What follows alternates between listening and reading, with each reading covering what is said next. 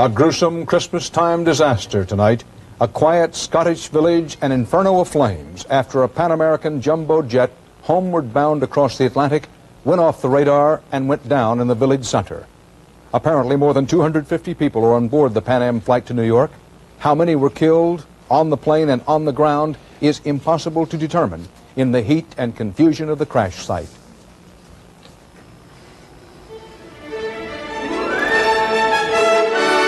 This is the CBS Evening News. Dan Rather reporting.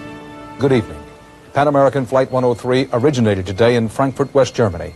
After a stopover at Heathrow Airport near London, Pan Am's 103 flight plan had the 747 heading for New York's Kennedy Airport, then winding up in Detroit. The flight took off from Heathrow at 2:35 this afternoon Eastern U.S. time, northward toward Scotland. Less than 1 hour later, Flight 103 vanished from the radar screens and fell from the nighttime sky over the village of Lockerbie. The giant aircraft with its holiday travelers apparently crashed directly into a gas station.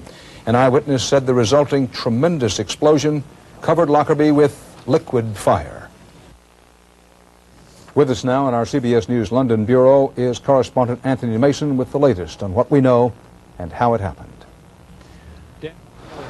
The small Scottish town of Lockerbie was in flames as soon as the Pan Am jet hit the ground. Some of the debris struck a gas station. A witness said a ball of fire shot 300 feet into the air. Well, it was just about 7 o'clock we heard this almighty bang and the whole skylight. I was looking out in the back kitchen, which looks over onto the A74, and it was the sky lit up, and I heard this explosion. I realised it was a plane coming down, so we just got down on the floor. A long string of houses on Lockerbie's south side was set ablaze. Bits and pieces of the plane were scattered across the town.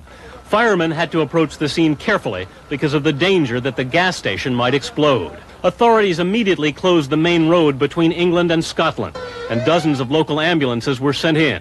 But roads were clogged with sightseers following the flames. A hospital in Dumfries, Scotland took in a dozen casualties, all of them burn victims from the ground. The plane appeared to be in flames as it came down. Eyewitnesses said it's doubtful anyone could have survived the crash. Among those confirmed to be on board were U.S. military personnel from Germany and 37 students from Syracuse University in New York.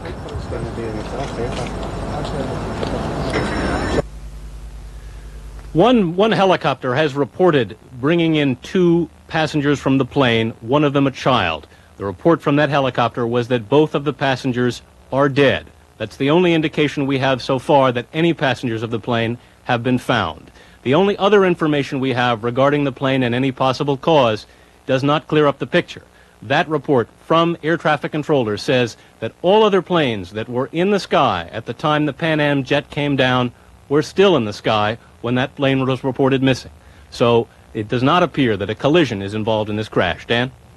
Thanks, Anthony, and a reminder that for this broadcast, we are live for much of the broadcast, so if it's a little uneven, you'll understand that, emphasizing that the best available information is that possibly 258 persons were aboard the Pan Am flight. There are no reports of any survivors. Now, more than 890 million passengers have flown on all the 747s produced by the Boeing company. CBS News correspondent Richard Schlesinger is here with a look at the history of the kind of plane that crashed today. Richard? Dan, let me start with the plane in question today, and this is what we know about that plane so far. It is a 747-100 series aircraft. That's the first model of the 747 that Boeing made. The 100 series planes have been in service for almost 19 years. The plane that crashed today was delivered to Pan Am in February of 1970. Now, since it was introduced, the 747 has compiled a comparatively good safety record. The first 747 to go down well into flight was in Japan in 1985. A Japan Airlines flight crashed into the mountains, killing 520 people. The cause for that crash was determined to be a crack in a rear pressure bulkhead. It gave way and the rear part of the plane came apart. Since that time, Boeing has ordered airlines to check those bulkheads, but at least one aviation expert says that was not enough. I said back then that there should have been an extensive investigation of all 747 pressure bulkheads because they do not meet what I consider to be fail-safe design criteria. Still, the 747 is considered one of the safest airplanes flying today. I would trust a 747 probably before I would trust any other airliner. In fact, most 747 crashes resulted from pilot error or terrorism. In 1985, 329 people died when an Air India 747 crashed near Ireland. Investigators determined a bomb caused that one. And the worst 747 crash ever occurred in 1977 at the Tenerife airport in the Canary Islands. 582 people died there when the planes slammed into each other on the runway in heavy fog. Well, all told, 17 of the jumbo jets have been lost since the plane started flying, and we should tell you that Pan Am says this particular plane underwent what's called a major renovation just last year, which would mean that they replaced a lot of the parts. And just moments ago, we got some information from the FAA with the service difficulty report, as it's called, on this particular aircraft. It lists problems like corrosion, missing bolts, smoke in the cabin in one case, and a faulty ceiling panel. That may not be as serious as it sounds, because an FAA expert told us that a lot of those types of problems crop up fairly routinely, and it remains to be seen just what shape this plane was in. And important to emphasize, we simply don't know why this plane crashed today. Way too early. Richard, thank you. Our CBS News coverage of today's air tragedy over Scotland will continue in a moment, so stay here with us.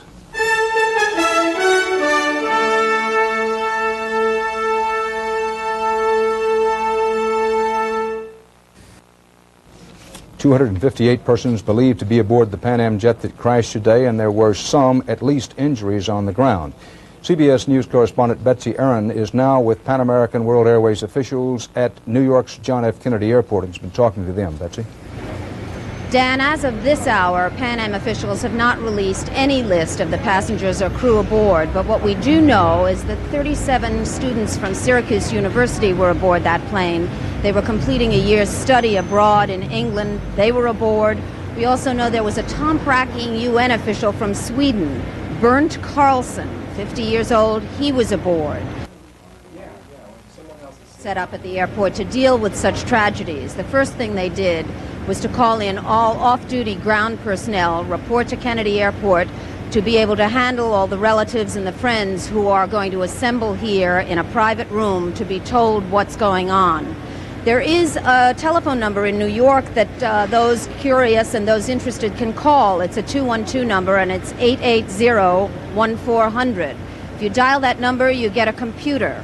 If you hold on, you will get a human being who will then tell you that they will call you back and give you the latest information. So far, there isn't much information to give. Dan? Thank you, Betsy.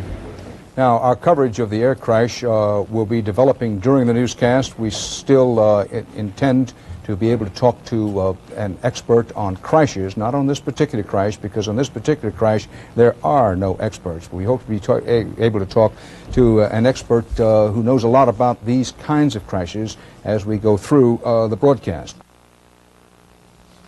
Updating tonight's major breaking story, the crash of that Pan American World Airways 747 jumbo jet, which may have carried as many as 258 people destined for New York and Detroit and Christmas in the United States. The Pan Am 747 crashed into a gas station in the small Scottish town of Lockerbie about an hour after takeoff from London's Heathrow Airport. At this point, no indications that anyone on the airplane survived, and apparently there may also have been people killed on the ground, where at least a half dozen houses reportedly were demolished in flames and as part of the crash. A witness said the explosion at the impact site was beyond description. Now, in our CBS News London Bureau at the moment is Anthony Mason. Anthony? The latest details we have, Dan, are these. The air traffic controllers at Prestwick in Scotland reportedly spoke to the plane minutes before the crash. Now, the pilot at that time gave no indication of any problems. The other details we have are that radar records indicate that there was no other plane in the vicinity. That, for the moment, appears to eliminate the possibility of any collision. The only other details we have on passengers are that one helicopter reportedly recovered 2 passengers, 1 a child, but both of those passengers are believed to be dead. No other passengers have been found alive or dead. Dan? Thank you, Anthony. And now we will try to go quickly to the eyewitness reports that have just come in. I could see an orange object apparently tumbling it was different. I mean, I could see that it was different from the stars round about it, because obviously they were silvery and static. And this was orange, and it was moving rather haphazardly, almost like something tumbling. In fact, it was just in the sky and it completely disappeared. And it wasn't due to any obstruction like a hedge, it just disappeared. And then about 5 seconds later, possibly 6, there was this absolutely massive sort of red glow in the sky that went firstly upwards and then out, and then this sort of bright orange centre. And that's what we saw, and we sort of thought it was some sort of like nuclear explosion. There'll be more coverage on this CBS station during the evening of the Pan Am crash, and we'll have a special report tonight following your late local news. For now, that's the CBS Evening News. Dan Rather. We'll see you again as the evening goes along.